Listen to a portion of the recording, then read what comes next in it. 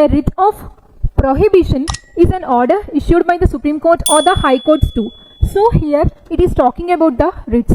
So if you know about the Article 32 talks about the constitutional remedies. That means these are the constitutional remedies which consist of the 5 writs which helps to enforce the fundamental rights of the Indian citizens.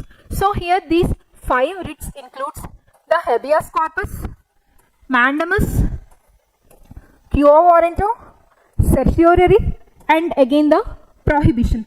So here the term habeas corpus means to produce the body of. So here the writ habeas corpus defines that to produce the body of. That means whosoever the person got arrested or detained has to be produced in front of the court, in front of the magistrate. So after the verdict, the judge will decide whether he is going to be in the remand or he will be relieved. So the habeas corpus talks about it. The term itself, it is a Latin word which refers to produce the body of.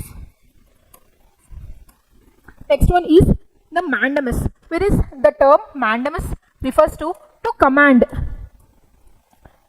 That means the high courts, these courts will give guidelines in order to ensure that the different public offices and again the different public authorities to ensure that these public authorities to fulfill their duties. So they pass these guidelines for these public authorities. That means which include the public offices and again the public companies, that is the PSUs, and again the different government related companies, but not to the private but not to any private entity or the private company or any private organization.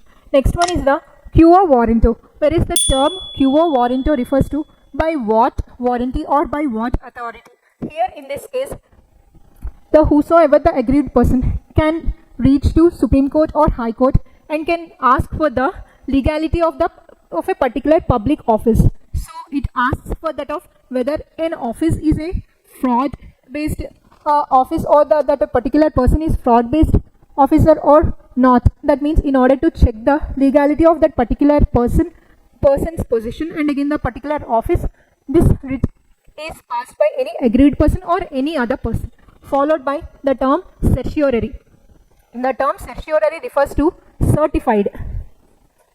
That means the higher courts, that means the Supreme Court or the High Court will pass this certiorari to the lower courts in order to transfer the current going case in the lower courts to the higher courts or in the form of appeal.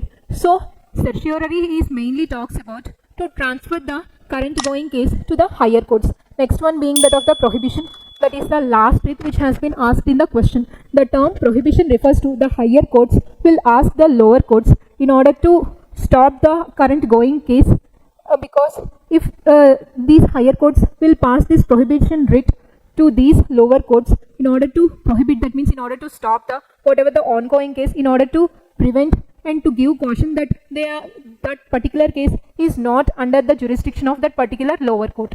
So in that context, let's read these statements. So government officer prohibiting him from taking a particular action. It is not the prohibition is talking about. Prohibition is all about that higher courts will commend the lower courts in order to stop the current going case as it is not in the jurisdiction. Next one is the Parliament or the Legislative Assembly to pass a law on prohibition. It is also an incorrect statement. It is not that Parliament or the Legislative Assembly. It is from higher courts to lower courts.